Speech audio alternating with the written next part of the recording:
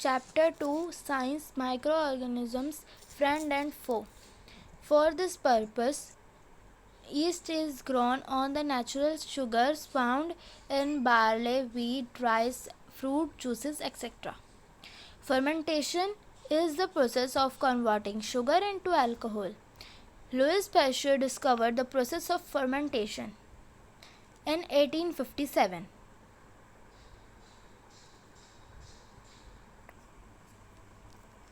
Medicinal use of microorganisms. The source of antibiotics are microorganisms.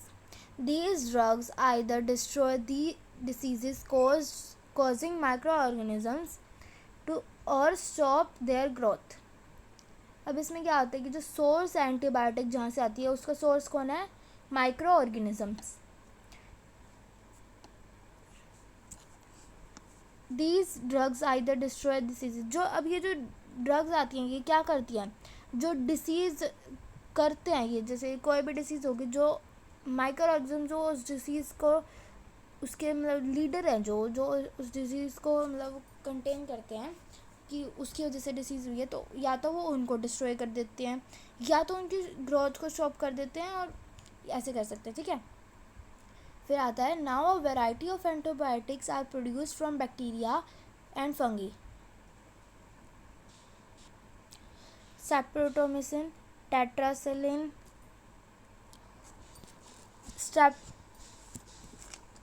Streptomycin, tetracycline and erythromycin, ये सारे जो है ये क्या है हमारे कॉमन एंटीबायोटिक्स के एग्जांपल हैं. किससे डायरेक्ट होते हैं ये किससे मिलते हैं मतलब हमारे एंटीबायोटिक्स? फंगी और बैक्टीरिया से.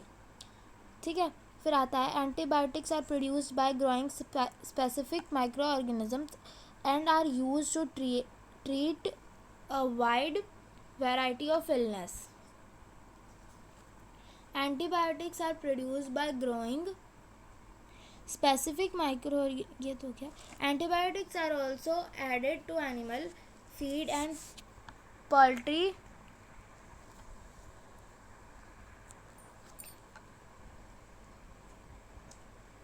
poultry feed to prevent microbial infection in animal. They are also used to control various plant diseases. अब जो एंटीबायोटिक्स होती हैं वो क्या होता है कि एनिमल्स की फीड में डाल के दी जाती हैं या फिर पोल्ट्री फीड में डाल के दी जाती हैं, ताकि जो वो एनिमल्स हैं वो माइक्रोबियल जो माइक्रोब्स हैं उन पे इन्फेक्शन करते हैं उनसे वो बचे रहें. और जो कुछ जैसे प्लांट्स होते हैं, प्लांट्स पे हम फर्टिलाइज़र मैन्योर ये सब क्यों डालते हैं? ताकि जो उनके ऊपर जो प्लांट की डिसीज़ेज़ हैं उनसे वो बच रहे हैं. जैसे प्लांट्स की डिसीज़ेज़ होगी रस्ट ऑफ वीट या फिर सिट्रस कैंकर. ठीक है. उसके बाद आता है फिर discovery of antibiotics.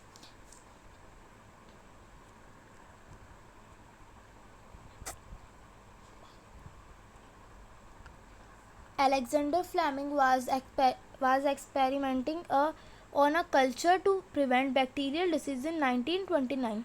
Suddenly he noticed tiny spores of a green mold on his culture plate. He discovered that the presence of mold inhibited bacterial growth. He found that many bacteria were killed by the mold, thus penicillin was created.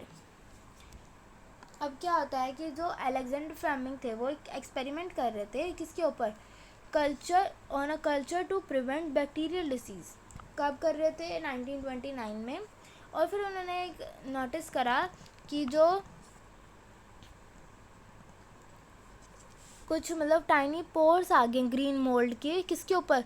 उसकी culture plate पे. फिर क्या हुआ उसने फिर ये discover करा कि जो presence of mould inhabited bacterial growth. जो मोल्ड की जो प्रेजेंस थी उसमें क्या हुआ?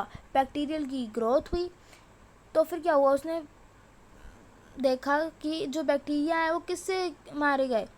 Killed by mould. और क्या क्रिएट हुई फिर? पेनिसिलिन. Antibiotic resistance.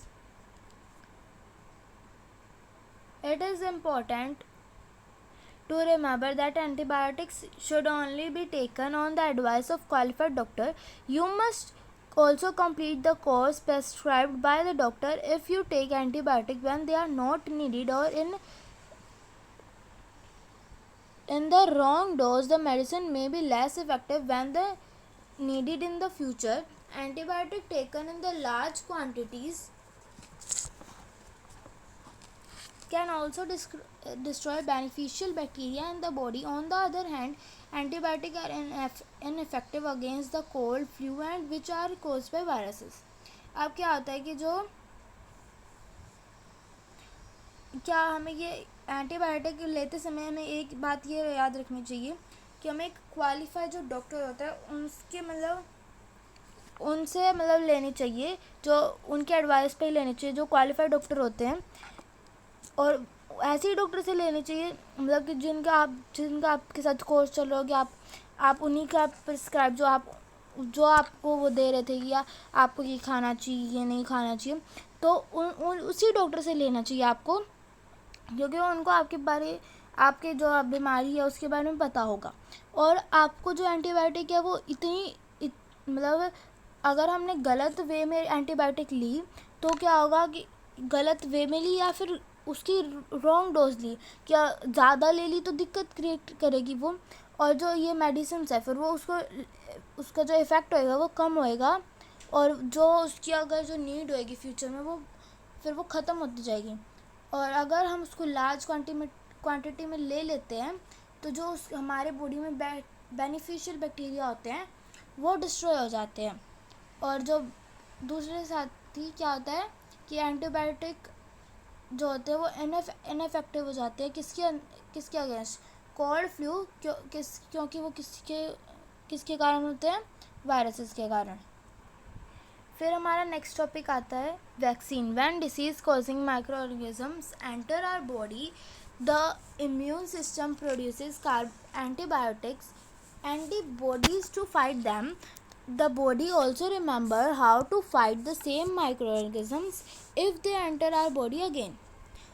अब इसका मतलब क्या है कि जो ऐसे अगर कोई डिसीज़ आती है किसके कारण, माइक्रो ऑर्गेनिजम्स के कारण, जब हमारे बॉडी में आ जाती है तो क्या होता है, वो हमारे इम्यून सिस्टम जो होता है वो क्या करता है, एंटीबॉडीज़। अब जैसे एंटीबायोटिक तो हमने पढ़ लिया कि जैसे वैक्सीन हम ऐसे होते हैं कि जो हमारे को कि अगर हम उसको लेंगे तो क्या होगा, एंटीबायोटिक अगर हम लेंगे तो उससे जो बैक्टीरिया होंगे वो किल होंगे। लेकिन एंटीबॉडीज़ क्या होती है, वो इम्यून सिस्टम के द्वारा भेजी जाती है किसके साथ लड़ने के लिए, हमारे माइक्रो ऑर्गेनिजम्स जो हैं हमारी बॉडी के अंदर जो डिसीज़ को कर रहे थे।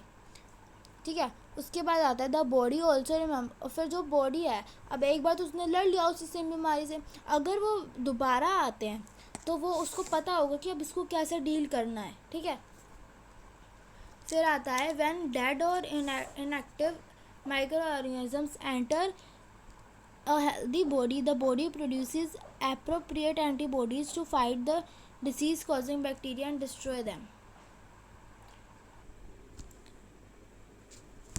Antibody remain in the body forever, protecting us from disease causing microorganisms. This is how vaccine work.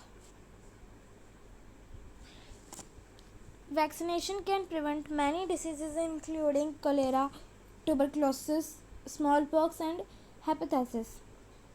Edward Jenner discovered the smallpox vaccine in 1798. Increasing soil fertility. Some bacteria can fix atmospheric nitrogen, enriching the soil with nitrogen and increasing its fertility. These microorganisms are called biological nitrogen fixers. अब क्या होता है कि जो increasing soil fertility कैसे होती है, soil की फर्टिलिटी इंक्रीज, तो कुछ बैक्टीरिया होते हैं जो एटमॉस्फेरिक नाइट्रोजन होते हैं उसको सॉइल के साथ, सॉइल को उससे इनरिच करते हैं, उसमें सॉइल में वो सारे जो एटमॉस्फेरिक नाइट्रोजन होता है उसको कुछ बैक्टीरिया सॉइल के अपने अंदर से उसको ऐसे करते हैं कि वो जो एटमॉस्फेयर में वो सॉइल में आ जाती है। ठीक है, और सॉइल को फिर एनरिच कर देते हैं, किससे? नाइट्रोजन से, और उसकी फर्टिलिटी इंक्रीज़ हो जाती है। और ये जो माइक्रो ऑर्गेनिजम्स होते हैं इसको हम क्या कहते हैं? Biological nitrogen fixers.